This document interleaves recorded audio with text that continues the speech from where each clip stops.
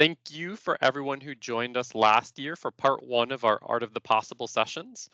Welcome back for part 2. For those joining us for the first time, welcome. The content in part 2 builds on the concepts of repeatability and layering using Draw.io with real-world scenarios, and we're not going to repeat that content here in part 2. If you'd like to see that content, we encourage you to go back to the recordings from part 1 to learn about those key concepts. Our theme for part 2 is exploring networking in cross-functional solutions. So let's talk about what that means and why this type of exploration is so important. I started my career in technology over 20 years ago as a web developer. I was fortunate in that early career to have a mentor who challenged me to think critically and guided me to explore topics beyond my current focus. So how did DNS impact the availability of my website? How did the load balancer or the firewall impact availability?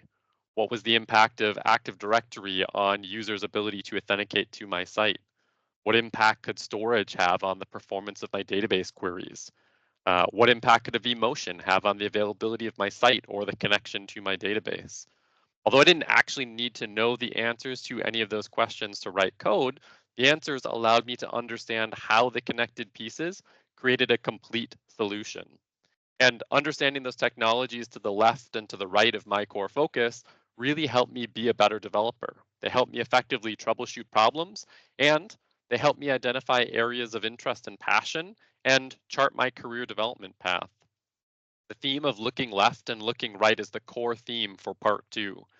You don't need to be a subject matter expert in AI or data pipelines or networking, but you should have an appreciation for how these technologies come together to create a complete, secure, and available solution.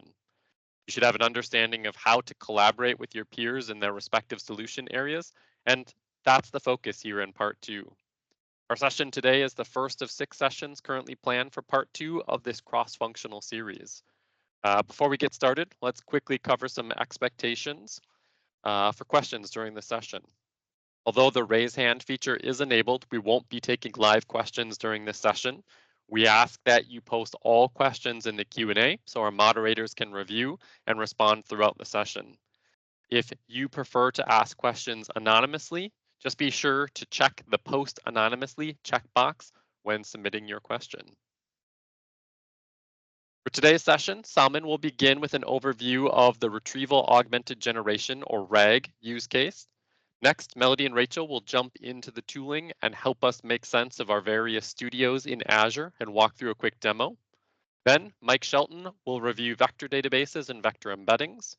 And with the stage set, Nahali will walk us through the networking configuration for a secure deployment. To make it real, Mike Richter will walk through a sample web app. And finally, Israel will help us close out the session by showcasing common AI use cases in healthcare and financial services. We're excited to have such a diverse audience and so many enterprise architects working together across solution areas.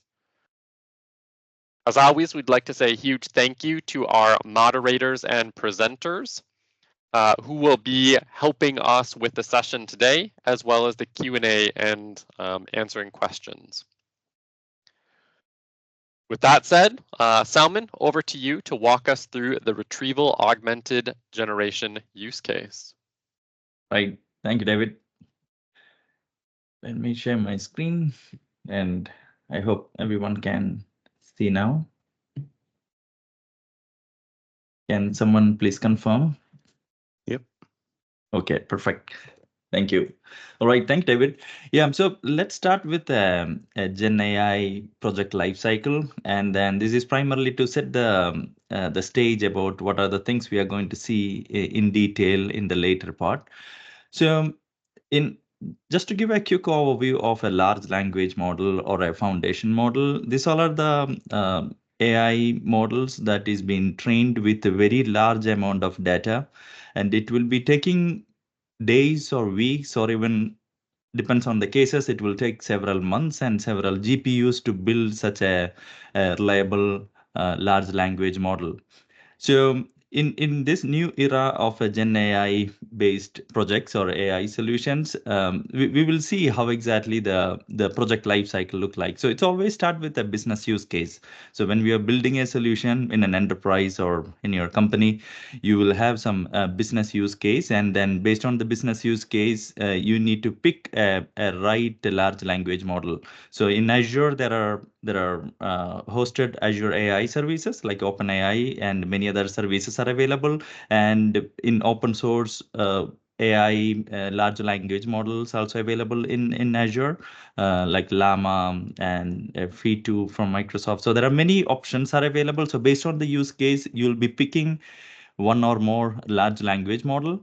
So once you pick the large language model, then the next phase of the project is going to be, we need to make sure that it is been adapted and aligned with your business use case. So there are several different techniques you can use. So it's always start with the prompt engineering. So there are different techniques available. We will be covering the details and then some of the tools that we can use like Azure AI Studio, as well as the prompt flow. These are the different tools that we can look into that later. And Melody and Rachel are going to cover that detail.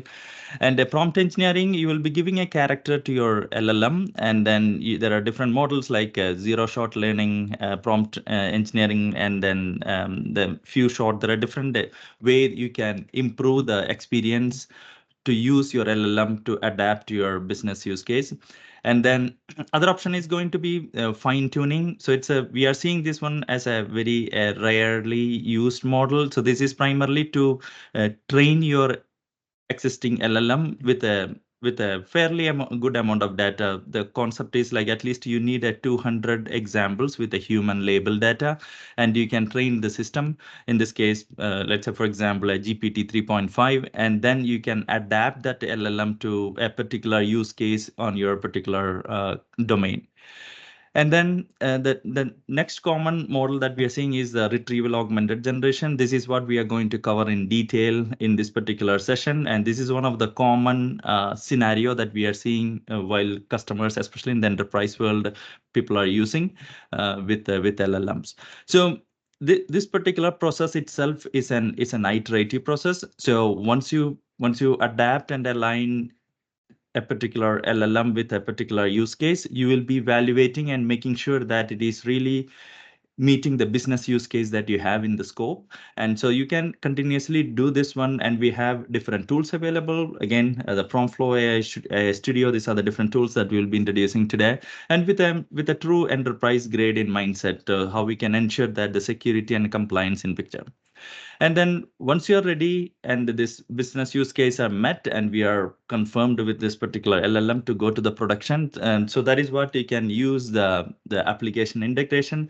You can deploy your final production grade the LLM in, for example, you can deploy Azure OpenAI with a PTU for getting a predicted performance in a production environment, and then you can also integrate this API. At the end, it is nothing but an API. You can integrate that API with your application. It could be a web-based application or a mobile app, and there are several best practices available for that too. So we'll be covering the detail, and both Mike Shelton and Mike Richter will be covering a little more detail about the vector DBs and application integration later on. So let me start with some of the limitation, the common limitations of LLM. This is primarily to talk about the RAG. So I mentioned earlier that these LLMs are trained with a large amount of data, and it took like several days and again several GPUs to complete the training. So we cannot really train a particular LLM every day or every hour. So it's a lots of like a cost is in picture and time consuming process. So always these LLMs are trained with a particular timeline. So if you want to get some latest updates, you cannot expect that one coming from an LLM. Like if you go with the OpenAI GPT 3.5 or 4, you will see that experience. With that one, it's always trained with a particular timeline. So it is outdated with the public knowledge, what is available here. So in this example screenshot, you can see that I'm telling the LLM to create write a model class using latest version of Flask SQL Alchemy. And this particular LLM, when we took the screenshot, it is not trained with the latest information. So what you're seeing here is that sample class, it is created in Python. It's not really the latest one. So that's an example. And another very common case is that, especially in the enterprise world, we always need to connect to that internal domain knowledge. So for example, if I'm working for a company and I'm asking this LLM to, does my company cover underwater activities? So it's primarily like my company is giving a benefit to the employee, and then I want to know whether that particular perks available here is covering underwater activities. So you can see that this LLM is giving a like a very high level of like a response. It's not really specific to that company knowledge. So how we can accomplish that one, how we can connect an LLM to that particular domain that I want to be answered for. So those are the things what is not available on the out of the box LLMs, and we'll see how we can implement this one. So these are the three things we have seen earlier: the prompt engineering, fine tuning, and RAG or retrieval augmented generation. So the prompt engineering, it's all about, this is one of the quickest way to adapt an LLM to work for your scenario. So it's we can also call it as an in context learning. So you can pick one LLM and you can set with a system prompt. So that will be giving a character to your LLM saying that, hey, you are responsible for doing so and so, and these are the different source you can look for, and this is the way that you need to respond. And then with that, you can start with some like a zero shot, few shot. There are examples. You can give some examples as well. So there are different techniques available for prompt engineering. We'll be looking into that. Fine tuning we mentioned about earlier, and then retrieval augmented generation. As I mentioned earlier, this is a very common way of leveraging LLM in an enterprise world. So we will be focusing primarily on the retrieval augmented generation here. So we'll see how exactly it works in a very high level. So the same question that we have seen in the previous slide, do my company perks cover underwater activities? So when I ask this one to LLM, my LLM is trained without my company's data. So how we can get that information to be answered by LLM? So that's what we are going to use. So the very first thing what we need to do, that this information will be stored somewhere in my enterprise. It could be in a database, it could be in a PDF document, it would be somewhere, it will be there. So what we need to do, that first we need to retrieve that information from that source. And that information could be stored in different mechanisms. In the RAG model, we highly recommend to use a vector store. That is what Mike Shelton is going to cover in detail later. So in this case, we got the response for that particular user query. And then once we get that response, now we are going to send the same question that we have here, which is, do my company perks cover underwater activities? Along with that, I'm telling the LLM that, okay, now use this context what we have. In this case, we got the information from this document search. And now LLM can look into this information, and it can respond to the user saying that, yes, your company perks cover underwater activities such as scuba diving lessons. So this is how the very high level RAG pattern works. So now you can see that if I have this kind of a capability integrated with an LLM, you will be getting an up-to-date information, as well as it will be giving more your domain specific information when you ask some questions. In this case, you can see on the bottom, it is also giving some citations, which is giving the source of truth. So LLM is responding, and then it is also giving the links to the corresponding source where we can refer in detail. So this is one of the common model that we are seeing with LLMs. So I have put a high level solution architecture. I will quickly go through that one. This is a common way that we are seeing once you are implementing the same RAG in Azure. How does it look like? So you can see on the very top, there is an ingestion pipeline. So in this case, let's say think about that particular document. We are talking about the company perks. It's available, let's say, in a PDF document. So what you need to do, that you need to somehow bring that information into a format that LLM can be understood. So the first thing is that in this case, I can upload these documents in Azure Blob Storage, and Azure Blob can trigger an event grid trigger, which will be automatically notifying an Azure function or a container app. So this case, I'm just putting like a compute as a serverless in container app. You can use AKS, ARO, Spring App, any kind of compute options available in Azure.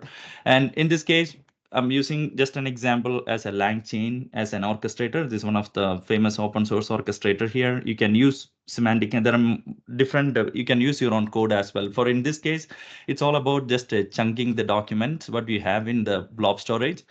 And you can use another AI service like a document intelligence service, in this case of a PDF document, to get accurate information intelligently.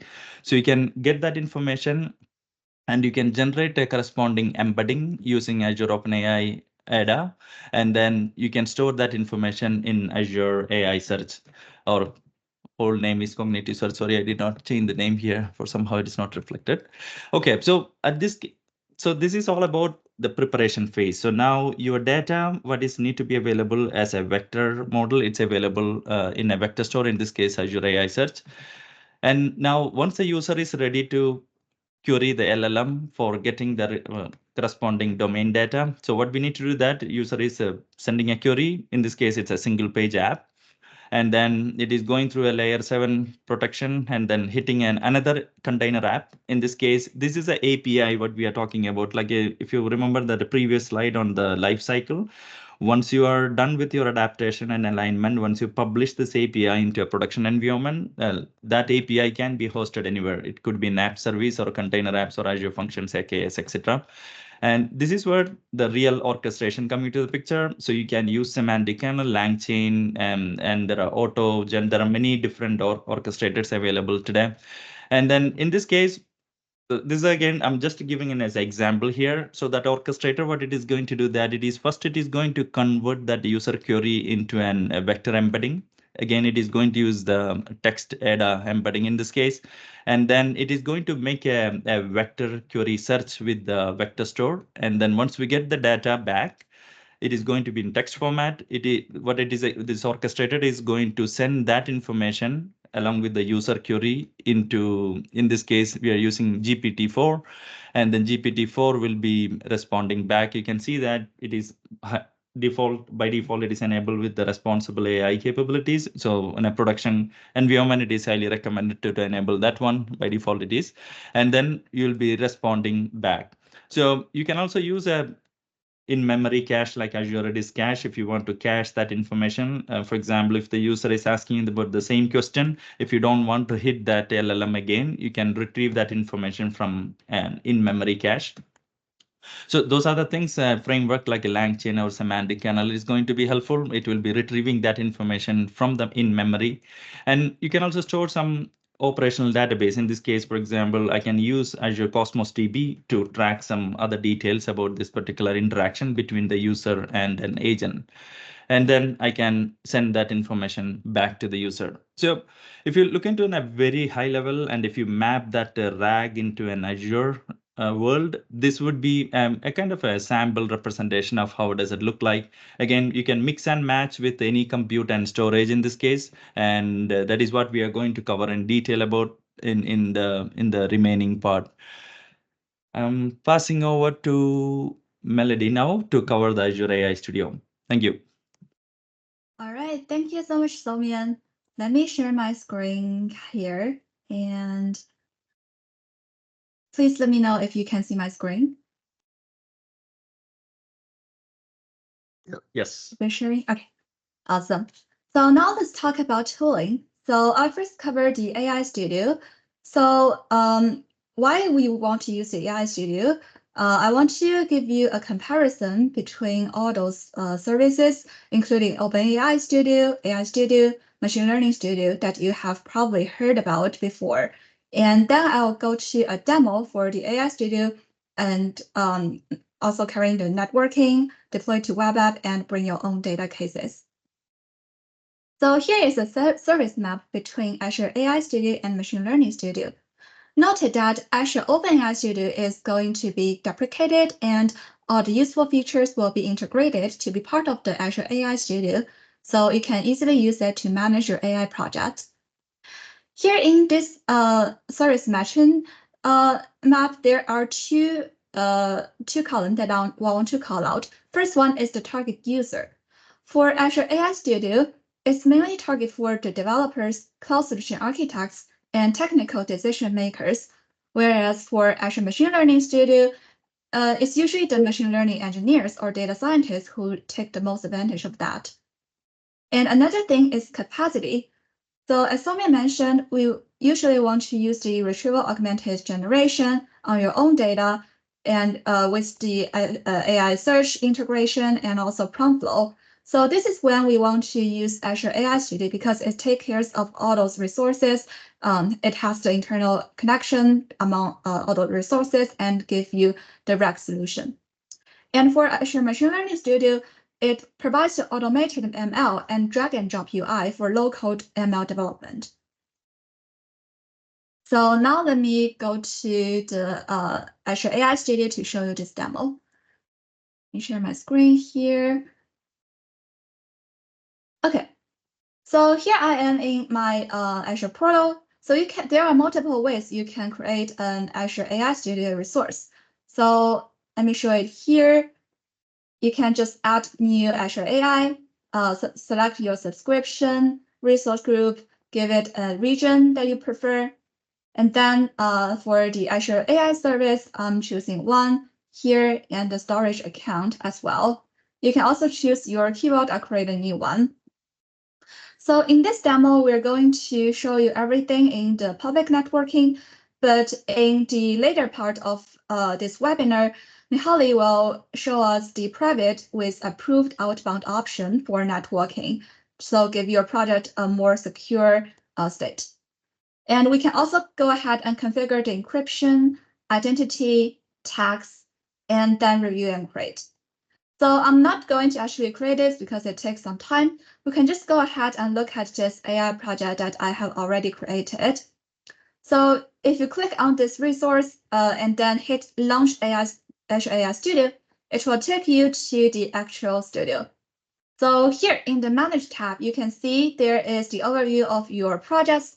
Here are the connections that I have already made to my Azure OpenAI resource, AI search resource, and storage account.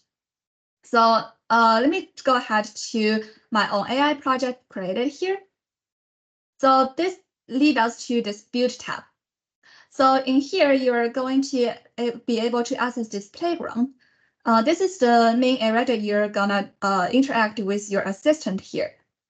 So on the right-hand side, you're able to choose the model that you have already deployed and you want to experiment here.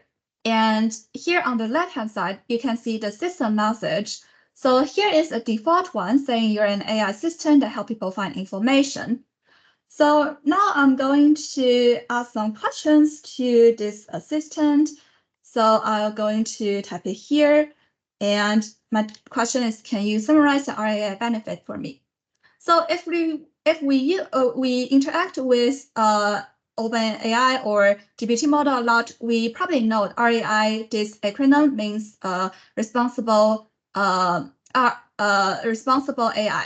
But let's see how does this assistant respond.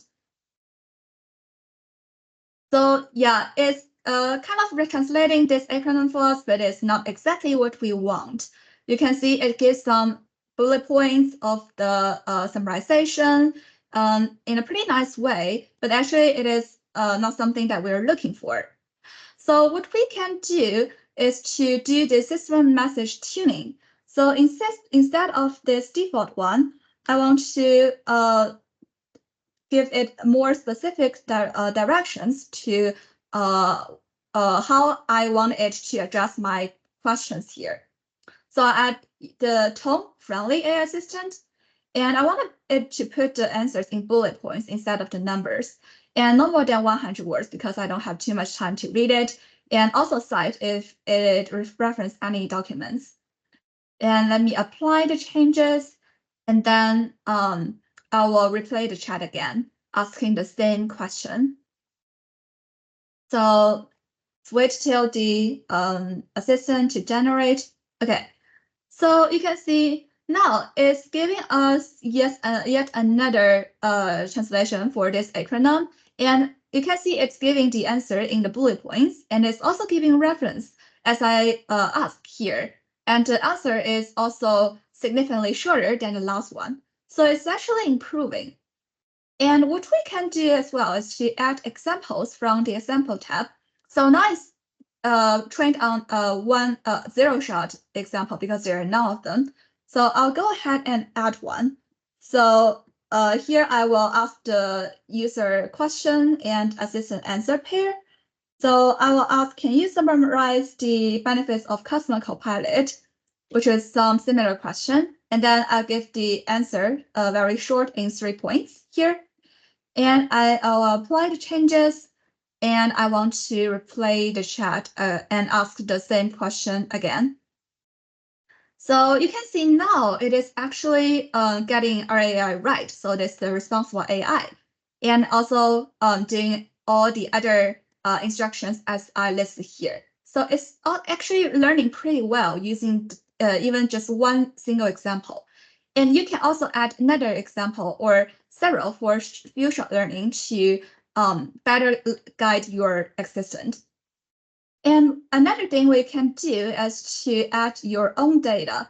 So your own data is for the retrieval augmented generation, as we mentioned before.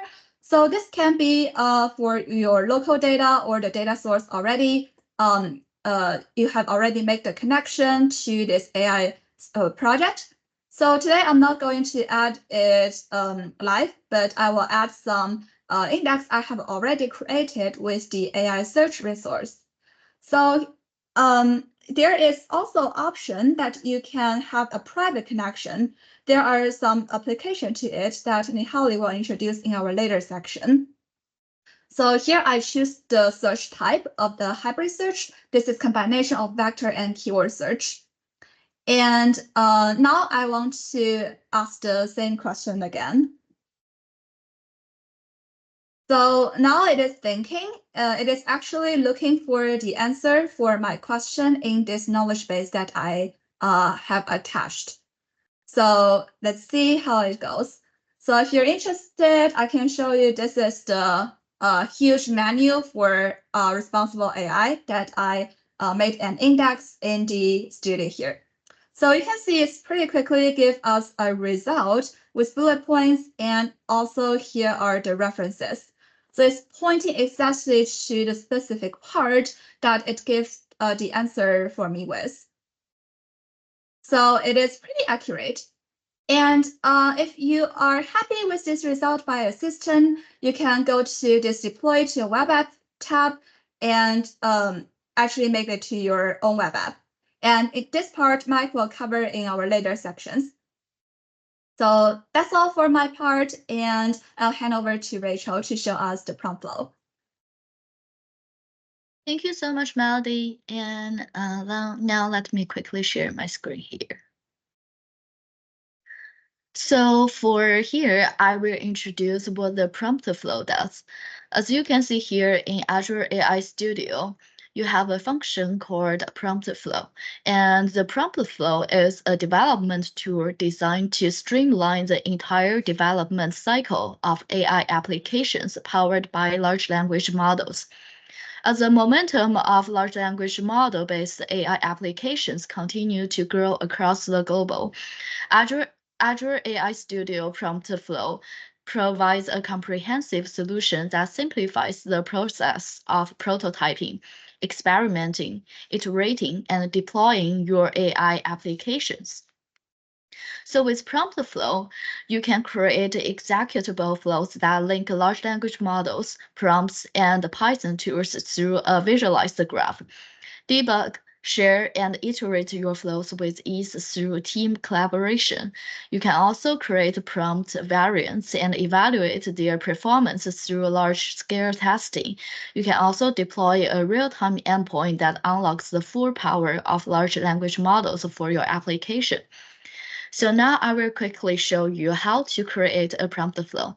When you go to this part, the prompt flow function here, you can click on create, and it is separated into two big sections. The first section is called create by type. This is where you can build your own flow here. And you can build in like 3 different ways. One is standard flow, one is chat flow, and the other is evaluation flow. You can select whichever you want based on your situation. And the second part is called Explore Gallery. So under Explore Gallery, Microsoft AI Studio has already provided some samples for you. So for example, if you click on Q&A on your data and you want to clone this one, you will see it has already helped you create some sample features here, including like the index lookup, the coding part, and like the prompt variance part. So it would make it easier if it's suitable for your situation. So now I will show you the demo I created using the using the Q&A on your data sample. So the one I created here also uses the data which Melody presented, which is the PDF file of RAI. And so now I will ask the question here. So the input of the question of the embedding is something called like, can I, sorry, which one is it? Let me double check it. Yeah, so something called like, can I get a summary of the benefits of RAI? And so once you put the inputs here, it will go to the embedding part. And embedding part will send the question to the vector index lookup part. So the vector index lookup part will help you search for the PDF file, which I have already put as an index in the cognitive search. And it will also do the query for you. And then I will use the Python code, which is the generate prompt context part here. And this Python code can be modified by yourself as well. And after the coding part, it will go to the prompt variance. So what the prompt variance does is like it will give you like a brief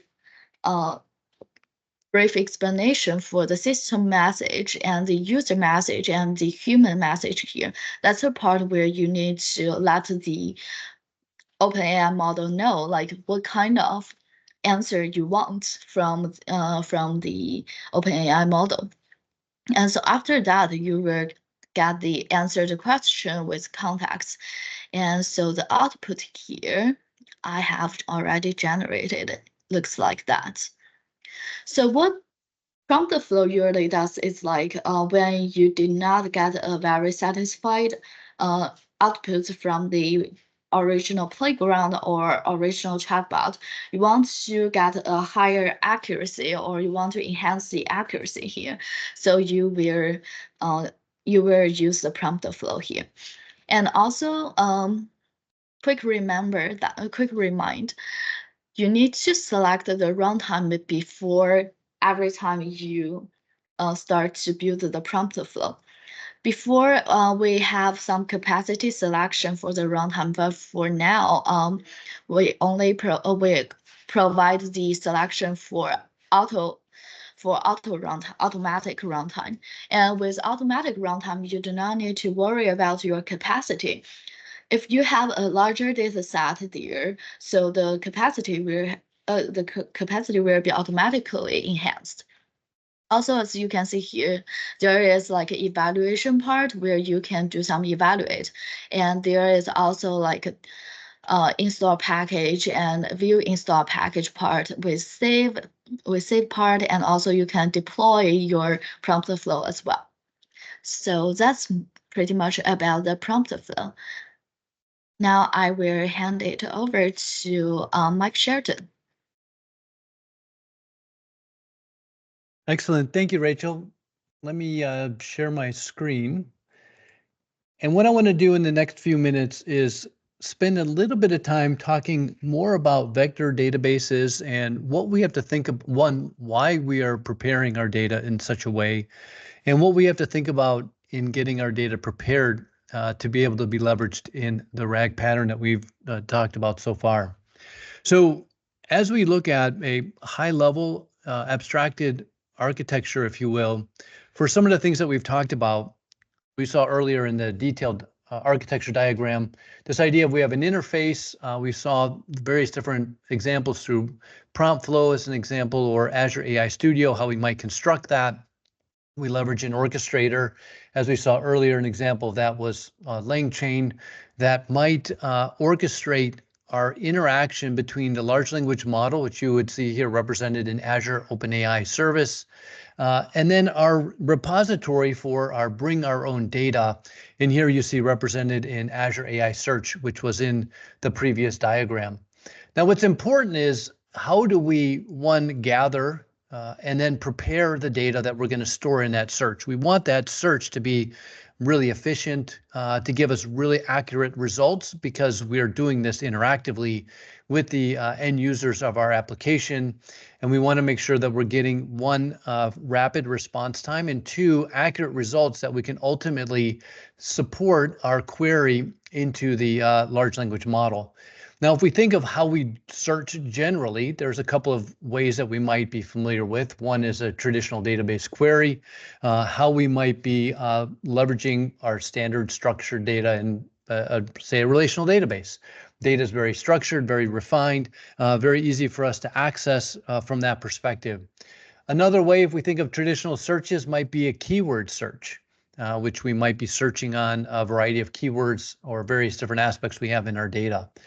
But since a lot of our data, and we saw examples earlier where we saw that large document being unstructured data, and we want to be able to get really accurate results in a timely fashion, we might be thinking, how can we leverage the meaning or semantics of the actual search itself, or the phrases that are being submitted into our prompt? And that's what we want to talk about here, is how can we think about different ways of bringing and preparing our data and making that available when we search the repository that we have. So what we do is, there's a capability that's been around for some time, but it's becoming very popular with the notion of these large language model applications, and that is of vector embeddings.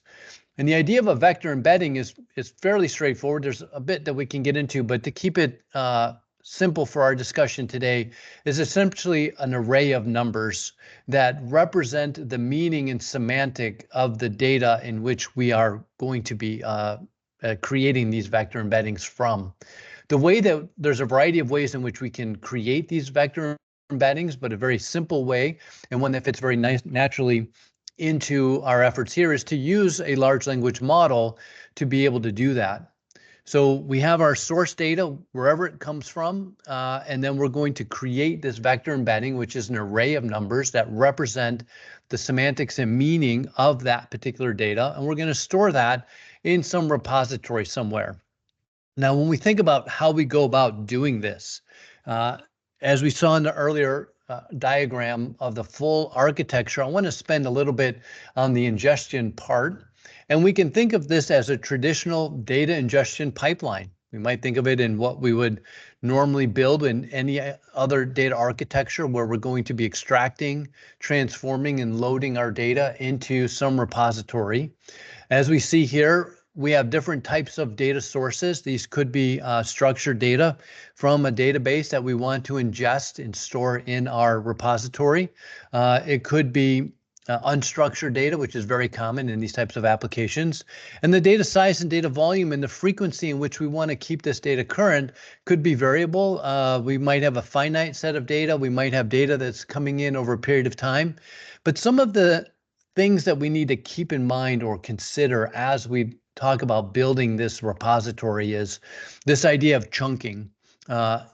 As we look at leveraging large language models, there's going to be constraints based on token size, token limits, if you will, Cost is going to be a factor as we think about how much we can send to an LLM and what we have to pay for in our calls to the LLM itself.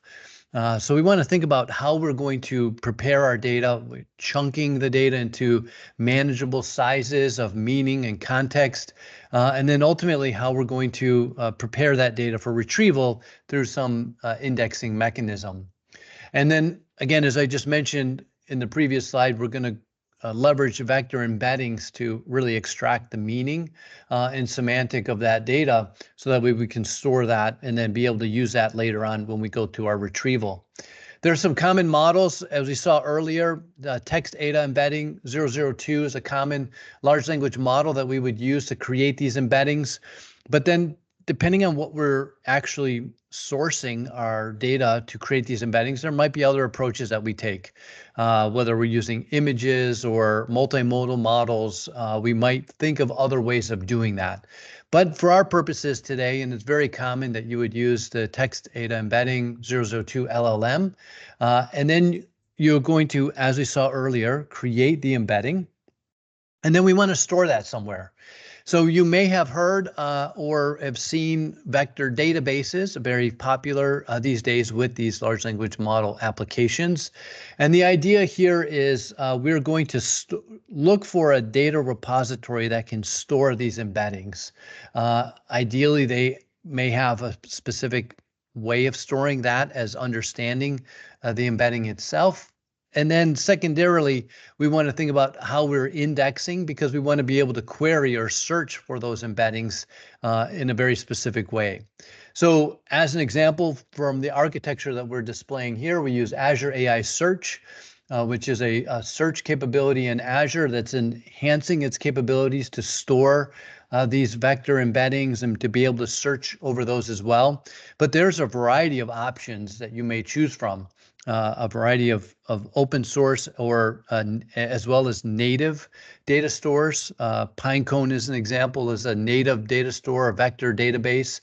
But many of the traditional data stores that we are familiar with are adding vector capabilities as well. So as an example, Redis has added vector data store capabilities. DataStax, which is a Cassandra database, has added vector store capabilities and vector search capabilities, as well as others. Postgres, which is a common relational database with pgvector, has added vector store and vector index and vector search capabilities. So really what you have to do as a practitioner in building this architecture is deciding what is the best architecture, best technical capability from a data store perspective that meets your needs, and then choose one of those and go from there. So a variety of open source, a variety of first-party services in Azure. Many of these open source databases that I just mentioned can be deployed and managed in Azure as well. So that's what we're working through when you think about that pipeline. One other thing to consider is this is a traditional data pipeline. So other factors such as monitoring, management, retry logic, and all these other aspects would go into this as well. So you want to keep that in mind as you build out your data pipeline. So as we take a look at that final repository that we were getting to, and let's revisit this idea. So just quickly, again, looking at this simplified architecture, we have leveraged our source data, which is on the right side of our slide here, to create our vector embeddings. We're storing them in some sort of repository. In this case, we're using Azure AI Search. And then as that prompt comes in from our end user application, our orchestrator is going to take that prompt. It's going to submit that prompt to the LLM to use the same model that we use to create the actual embeddings themselves. And then it's going to use that response and send that to in this case, Azure AI Search to query and get the results back that we would then use in combination with other factors from our prompt to submit to the large language model to get the ultimate response that we're going to send back to our end user. Again, there's a couple of ways in which we might approach that. We're again looking with this vector embedding for a similarity search. So we would use potentially cosine similarities, a very common way. KNN or a nearest neighbor algorithm would give us that similarity, another approach from there. But what's becoming more popular and interesting is doing these, and you saw this in some of the earlier demos in the drop downs when it gave you the choices for the type of search you wish to do.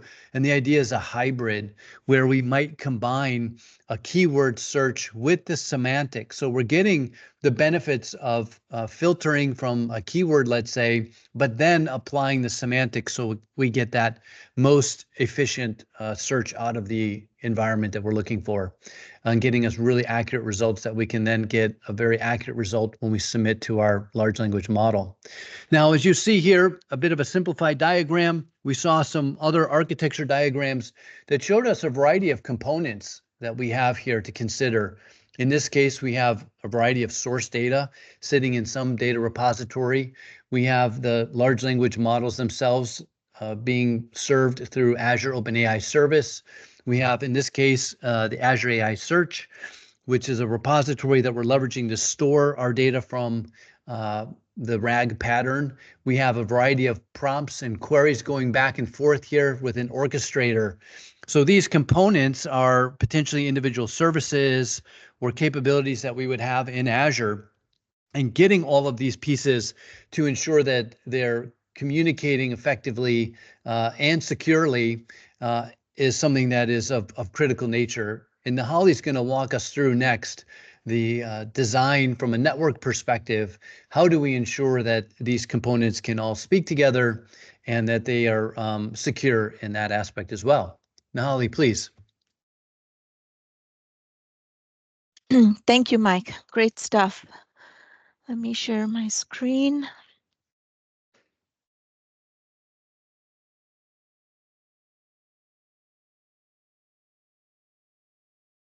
Hello, and welcome everyone to this exciting new series. Again, I'm Holly. I'm an infrastructure cloud architect focused on Azure networking.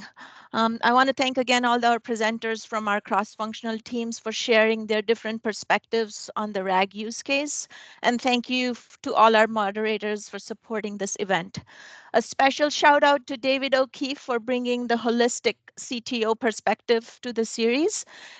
And I'll be bringing infrastructure eyes, right?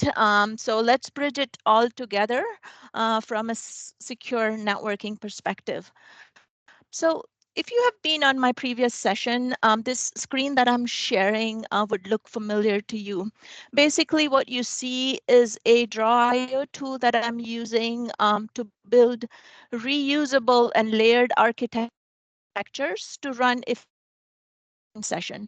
And again, we'll keep a growth mindset. So if a new feature gets rolled out, or if we figure out there's a better way, a more optimal way to design something, we'll update the layers in a GitHub friendly way. So be sure to check out the previous sessions for details on reusable design. Let's dive right into the AI Studio networking content.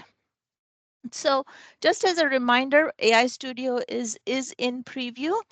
So just be aware of that. So let me go over what you see on my screen is a classic hub spoke architecture. The blue box is hub. I haven't shown the spokes in here, but blue box is the hub. Yellow box is the on-prem connectivity provided using ExpressRoute or any sort of private connectivity, site-to-site VPN. And the green box up at the top is any PaaS services, the services that Mike talked about, AI search and storage. So this is, think of this as an existing presence, customer's presence in Azure. Now let's introduce AI Studio. So when you provision AI Studio, it provisions a lot of PaaS services behind the scenes. As you can see, green box here again is all the PaaS services that get provisioned. So you can see a container registry, key vault, storage, blob, all of these get provisioned. So I'm going to take a brief moment to share the portal screen just so you can see the different components, and I'll come back to the draw.io in a second. So let me share my screen. All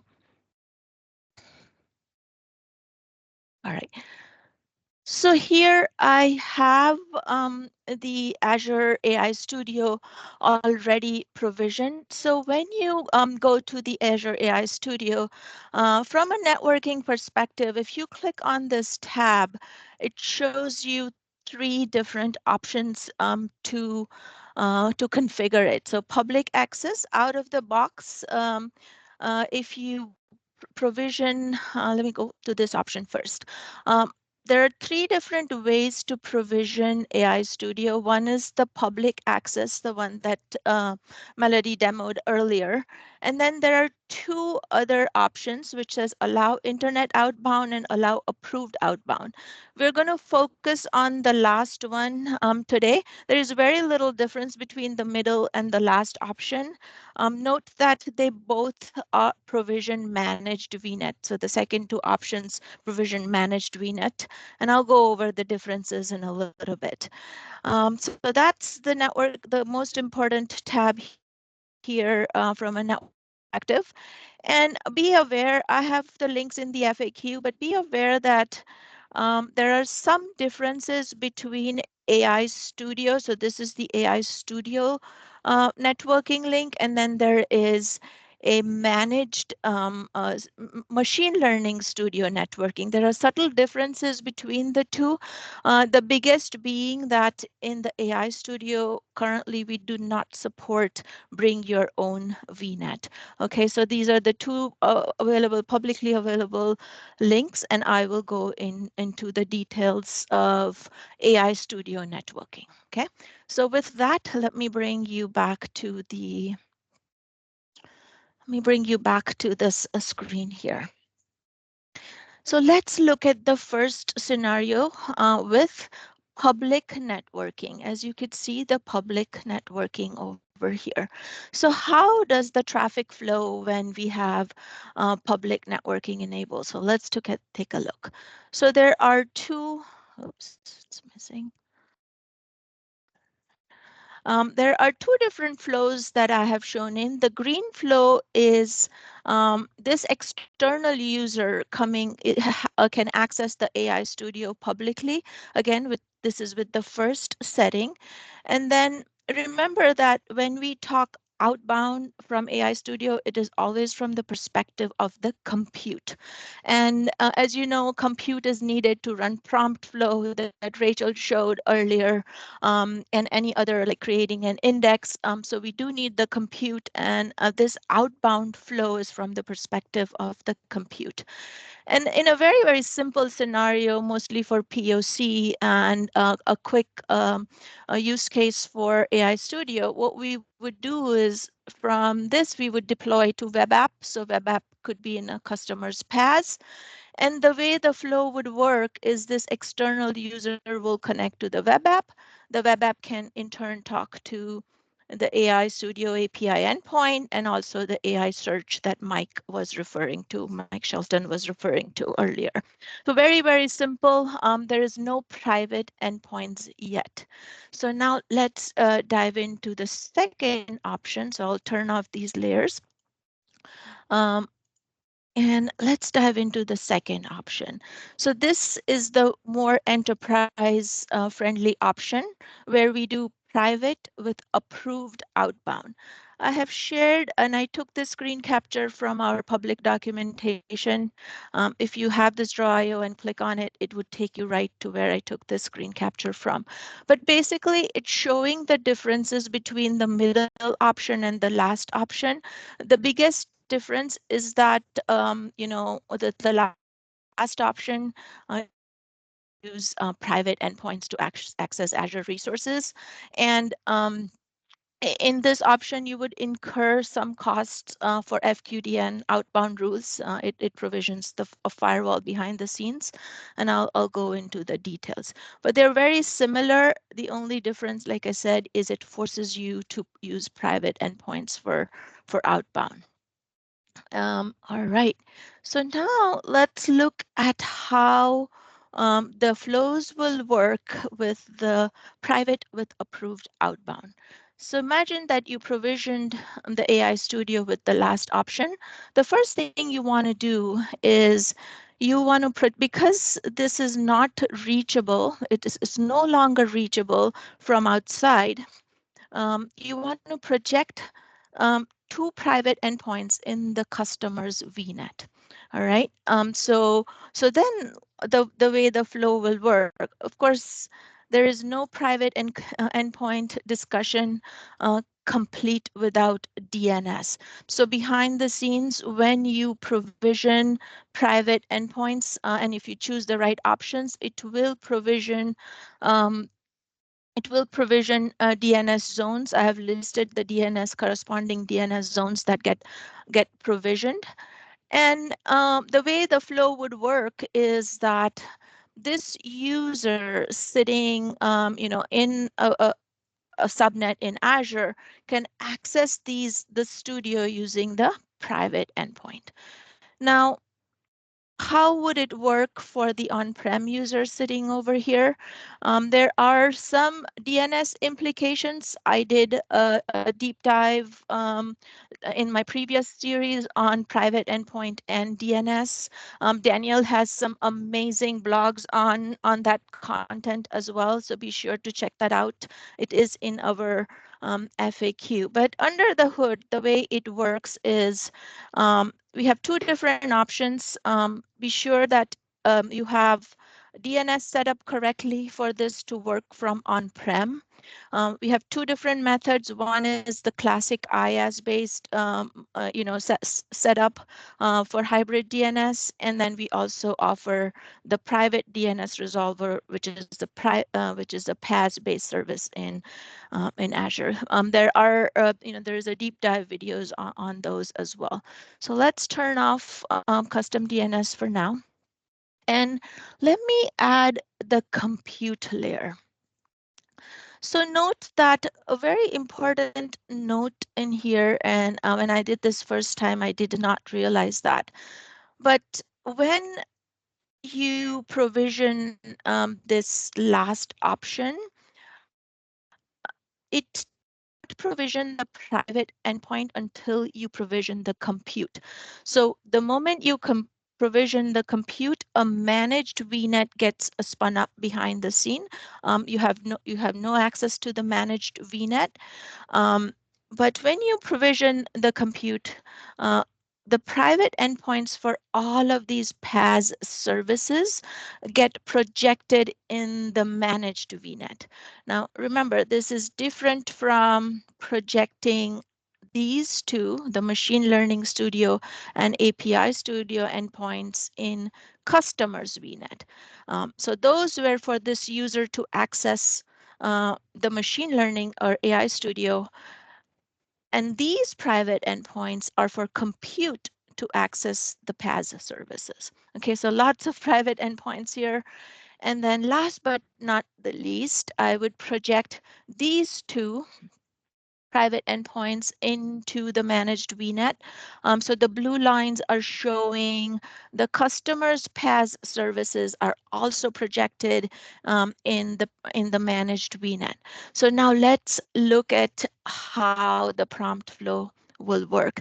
So Melody demoed the prompt flow, Rachel demoed the prompt flow earlier, but for prompt flow to work in a private environment, we need to ensure that all of these private endpoints are in place. So if you're using AI search, they need to be projected here. And of course, if this API endpoint also needs to be projected in here. So these are the 3 flows that are required for prompt flow to be successful. And last, I'm going to show you one more flow, which is outbound. So remember, outbound is from the perspective of the compute. With this last option, if your compute needs to go outbound, and it could be for various use cases. For example, if you need access to some machine learning packages like anaconda.com or some other models at docker.io, you need to create FQDN based rules in Azure, in the AI Studio. When you do that, behind the scenes, it provisions an Azure firewall, so there's cost implications. You wouldn't see the firewall in your subscription, but you will get charged for it. So just be aware of that outbound FQDN rule implications and with the firewall. Like I mentioned earlier, there are certain differences between ML Studio and AI Studio. AI Studio only supports managed VNet. You cannot do your own VNet with it. Quick time check here. Okay, and let me turn off these layers. I want to share one additional scenario. So remember how I showed you the web app earlier with public access. Now, let's say that we have a web app and everything, all of our PaaS services are private. How does it work with that? Mike's going to go into a lot of details. I don't want to steal his thunder, but I want to help you visualize, how this is all flowing. So what will happen is the first thing that needs to happen is that the web app needs to be VNet integrated. In other words, it needs to be able to talk to the resources in the VNet. And then we need to project these two endpoints, the AI search and AI storage, into the customer's VNet. Of course, anytime you project private endpoints, you have to think of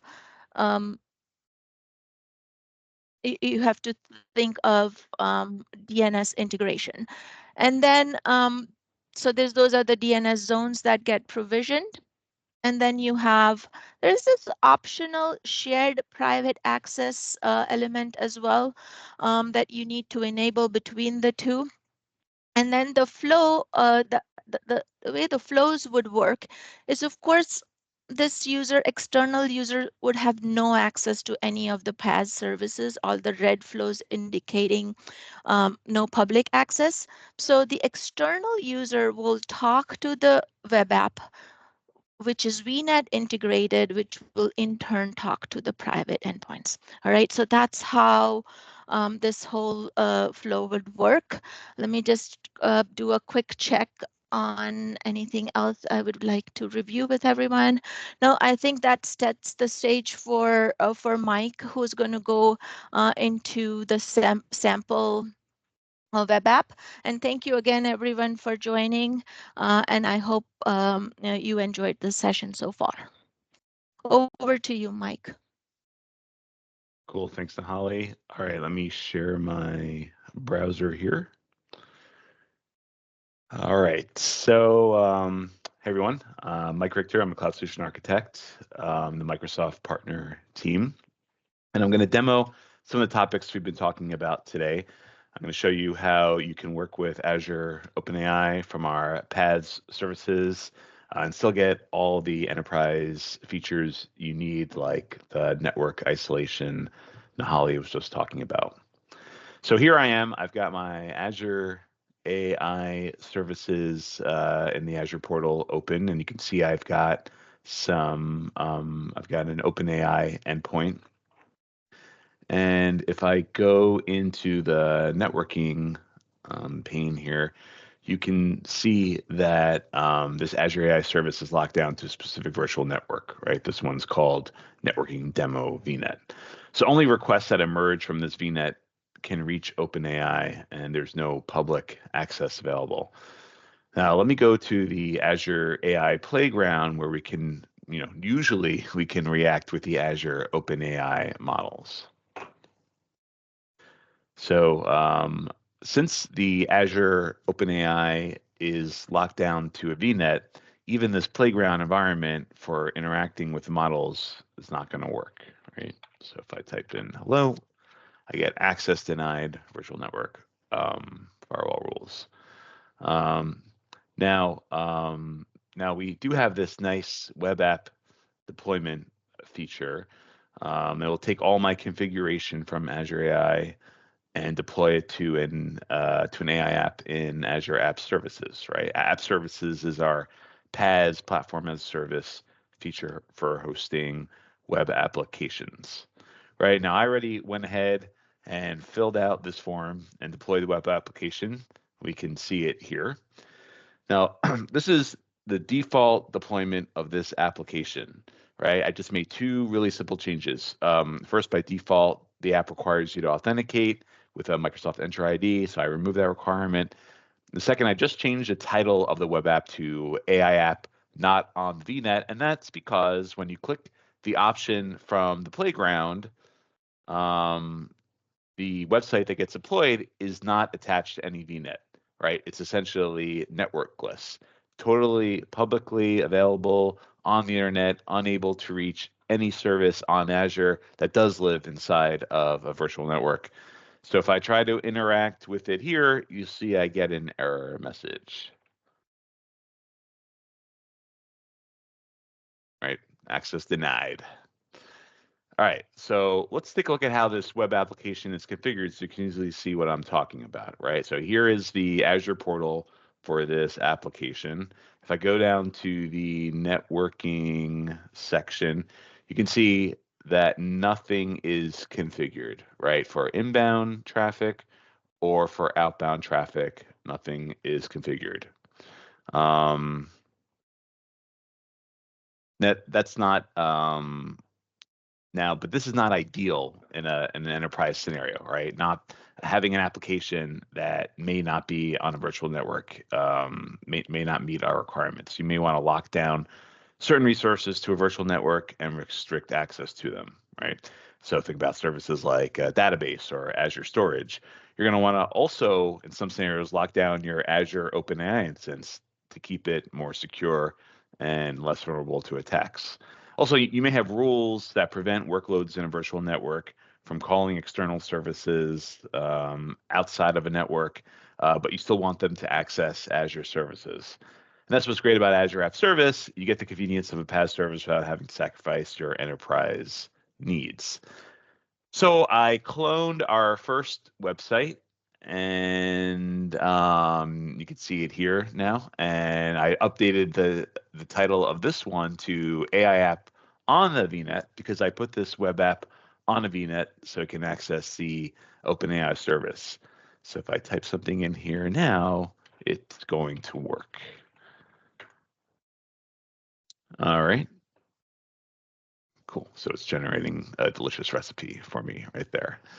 All right, now let's go to the configuration for this web app to see what's changed, right? So now I'm in the configuration for this web app, and I go to networking, and you can see I have the outbound traffic configuration configured to talk to the same VNet that my Azure OpenAI is on, the networking demo VNet.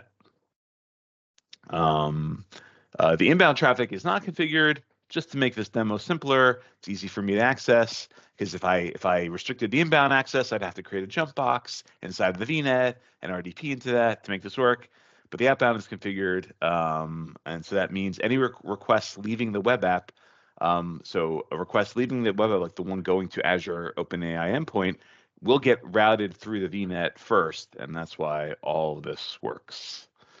Now, let's look at what else we can do to secure this web application. So if I go into my environment variables here, you can see all the environment variables used to configure this application. One of these variables is our Azure OpenAI key right here. Having this key in the environment variable is okay, but it's not the most secure solution. With Azure, we could easily store this value in Azure Key Vault, make the web app a trusted caller to the Key Vault, and then simply place a string in here, which would tell App Service to go get this value from the Key Vault.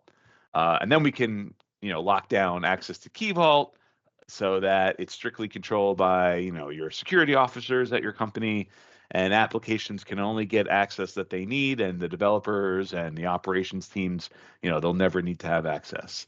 And that's a great solution, but it does require your security officers to manage and recycle keys based on your company or your regulatory policies. So an even better solution is to use something like managed identity. So with managed identity, it could be the managed identity. The app could be granted permissions to Azure services like Azure OpenAI. You can make this app trusted by Azure OpenAI, so it can so that can call Azure OpenAI and not have to worry about supplying credentials. With managed identity, it's all managed for you behind the scenes by Azure, and Azure takes care of recycling credentials too. But using managed identity will require some small code changes in your application. But the good news there is that the application that the Azure AI Studio is using is an open source application, and you can go adjust the code as necessary to use managed identities. You can see here the code for this web application. All right.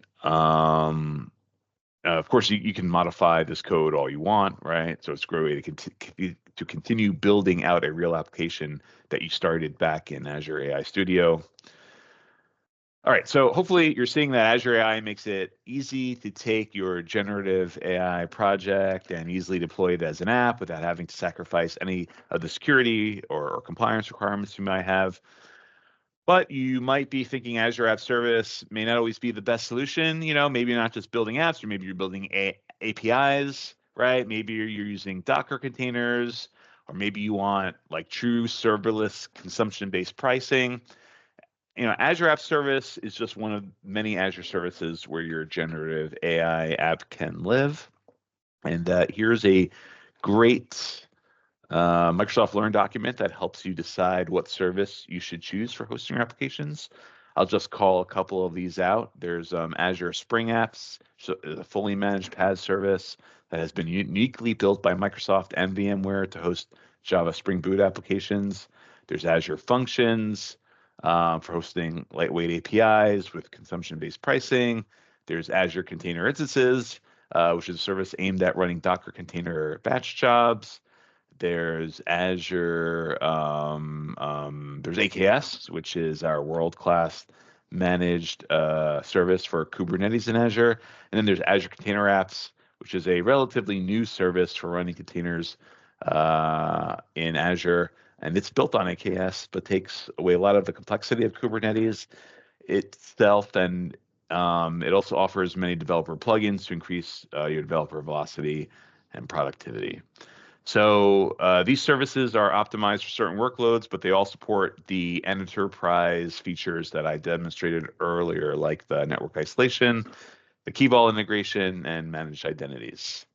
All right, I think I hand this over to Israel for some industry insights. Yeah, thanks. Can you hear me, Mike? Yep. All right. Thank you very much, Mike, for everything you've shared with us so far. You got it. All right. From current slide. So I want to thank all my previous colleagues and presenters for everything that they have covered so far. So I wanted to briefly pose this question for those that are on the call right now and those that are going to watch the recording. So as you have heard everything that Salmian, Melody, Mike, Nihali have presented, I just want you to think about like why you are on this call. So why are you on this call, and why are you watching this recording? You know, if you're not watching it live. So my amazing colleagues have spent about 75 minutes so far covering all these different topics about the tooling, the vector databases, the pipelines, how to secure the networking so that it is compatible with regulations of industries. Mike walked you through the different packaging to bring all these different tools together to create the application. So as you're thinking about all these different things, I want you to understand that everything that has been covered here today is so that you as an organization or you as a developer can now become aware of all these different tools, technologies, and strategies. And once you become aware of that, that will now empower you to go ahead and leverage these tools and these techniques and strategies in your own businesses. So as we have just mentioned that, let's now take a look at the different industries and how they're doing things and how they're putting together all these different things to make differences in their own organizations as well as in the lives of the customers and clients they are servicing. So this is going to be covering different industries, particularly the healthcare and the financial service industry. But I want to briefly go over just a few things that are very crucial in any business or in any industry. So in any business or any industry, you're always dealing with people. So these are the people that are running the business and the people that the business is serving. You have the different processes and systems that are in place to make sure that this business is running well and the product that is created or the service that is being delivered, is is amazing. Everything you've heard about today, sometimes it sounds as if this is a brand new, a brand new thing, but this is not something that is brand new. We have had a revolution happen before in the past. Sorry about the typo. That should be AI use cases. So you've heard about how the tractor industry revolutionized things, and the AI technology is pretty much doing the same thing that machines did, for humans in the past, where at that time it was more about how to augment physical strength and physical abilities. But now it is more about augmenting things that are about how you think and how you reason. So as you are thinking about this, don't think about this as is something that is brand new, because it's something that we have been dealing with, for the past 100 years, and we have to transfer the same techniques, the same learnings, and the same strategies that we did when we tried to revolutionize agriculture, into how we use AI today in the industry.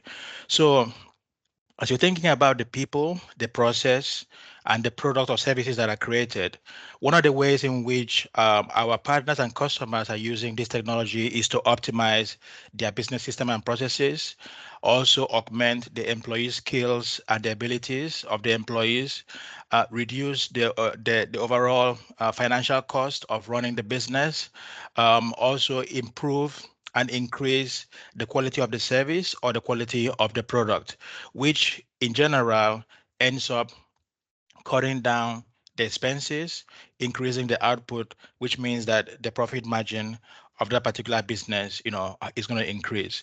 So everything that has been shared, everything that has been shared so far is all about showing you how you can use those tactics, use those products and technologies and systems to build something or to augment the skills of the employees and their abilities and their capacity, so that in the end you can reduce cost of running the business or delivering the service, and then also improving how many you can do and how much you can do to improve your profit margin. So to do that, we're briefly going to cover healthcare, and we're briefly going to cover financial services. So healthcare is something that we have been hearing from different parts of the country, different leaders, different businesses.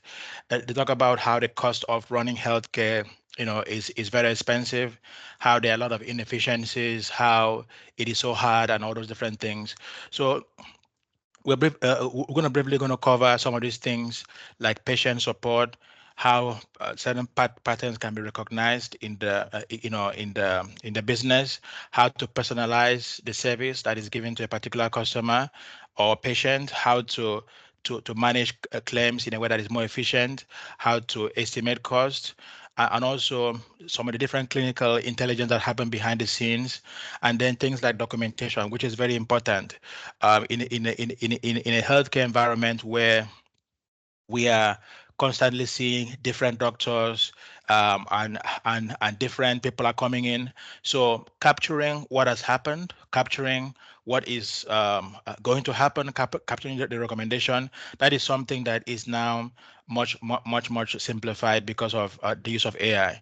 So I have this slide deck here to briefly go over some points. So about the patient support. A lot of times you may go to a doctor's office and you may either go there as a patient or go there as a caregiver for your child or for someone that needs your assistance. You see how in the past it used to be kind of very inefficient, where the doctor sometimes will be standing in front of you and will be talking to the computer trying to detect do the dictation to explain what they're doing, what's going on. But now, because of AI, certain customers and partners of ours have been able to improve the quality of service by having automatic transcription, having language models listen to what has been said, and then capture everything in a way that the doctor or even the medical assistant would be able to do, because everything that is being said by the doctor, by the patient, or by the caregiver is being captured and transcribed, and then the action items and the recommendations are being done in near real time. This is typically something that would have required the medical team to spend a lot of time after the fact. But now, because of this technology, the medical team is now able to focus on what they are trained and what they are certified to do, which is providing the best healthcare. And all these different things and AI technologies are helping them to deliver the best quality of service for their patients. And then another thing that I want to point out is like having automatic sorting of cases. So a lot of times you might receive fax, different faxes that are coming in.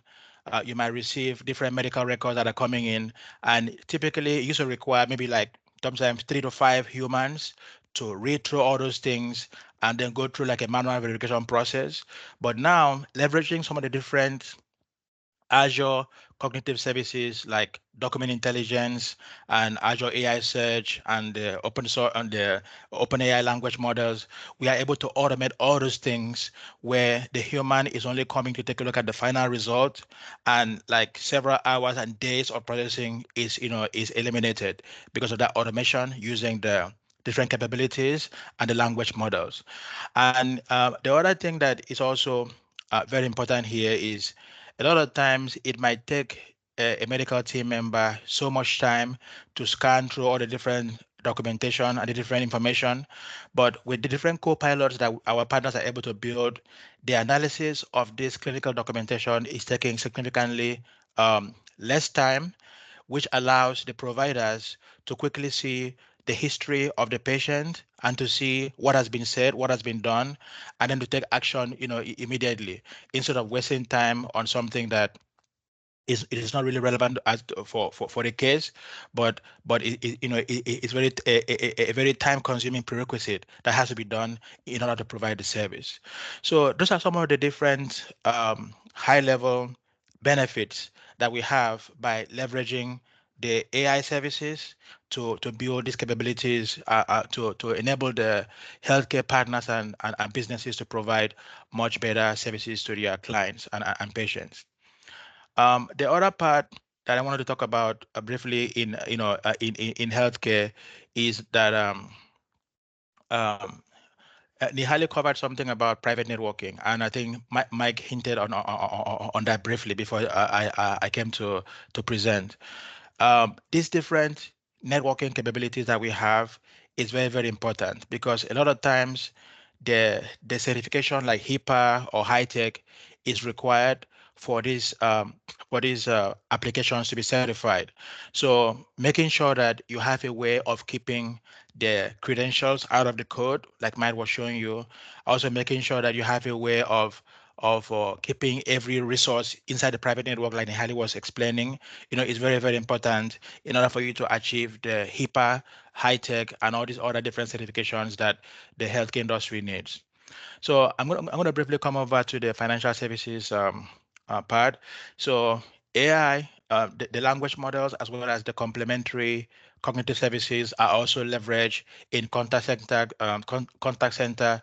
analytics, customer question and answer, either in real time or after the fact, providing these after hours virtual agents that can help provide around the clock service for the customers, simplifying the process of handling claims and underwriting new insurance policies, analyzing what has been done as the agents are interacting with the different customers, and then providing real-time feedback for in the call center when when people are interacting with the customer service professionals. And then finally, we have risk management and also the automatic document processing, just like how we do in healthcare with financial services like banks and insurance companies. You are always dealing with a lot of forms that are coming in, and the process of this, the whole point of this form is to provide input that is going to be needed to make a decision. So making sure that we have a way of simplifying this such that the data can be extracted automatically and also analyzed so that a human can now come and take a look at what was analyzed. As we're doing all this automation with healthcare financial services, it's always important to highlight that this has to be done responsibly so that people of any particular class or category, they are not discriminated against. So whenever we're dealing with any of these products or applications or processes where AI is leveraged, we always have to make sure that responsible AI and security is a critical part of the design infrastructure to make sure that nobody's privilege or right is being violated. So to cover this financial service insight, when we take a look at what the financial institutions, the insurance companies, and all these different businesses are doing, we have a way now to leverage the language models to provide either batch or near real-time customer service Q&A or virtual agents, where in the past you would have to call back maybe after 8 p.m. or thereabout, or have to hire someone to provide responses to questions that customers are having. But because of these language models and because of all these services, we can now provide real-time Q&A. We can also interact with the customers to make recommendations and provide different chatbots or personalized assistants to interact with the customer. And then the last thing I wanted to mention again is the automatic sentiment analysis, as well as analyzing the different documents that are being sent in for processing. So leveraging all the different tools and techniques, we always have to understand that whether it's healthcare, whether it's retail, whether it's education, whether it's financial services, whatever industry you are in, the whole point of building the applications or leveraging the AI systems is to make sure that your efficiency is improved, your the cost of running the business has been reduced, because you are now able to do more output with less resources or with less effort. So that's everything I had to cover today, given the time that we have. I will now hand it back to David or to Nihali. Thank you for your time today. Perfect. Thank you, Israel. Appreciate it. So at this point, we are going to wrap up. I'd like to say thank you to everyone who attended today. Thank you for all of our presenters and all of our moderators. As a reminder, the content from today's session will be posted at aka.ms/AZ networking sessions. Nihali posted in chat a link to the feedback form. I'd ask that you take that time, provide us feedback on today's session. Let us know what went well. Let us know where we can improve. We absolutely use that feedback to help guide additional content in future sessions. For our future sessions, take a look at LinkedIn. Nihali will be posting the next announcement for when we are going to meet next for our second session in this Part 2 series. So again, thank you all for your time today and have a wonderful day. Take care.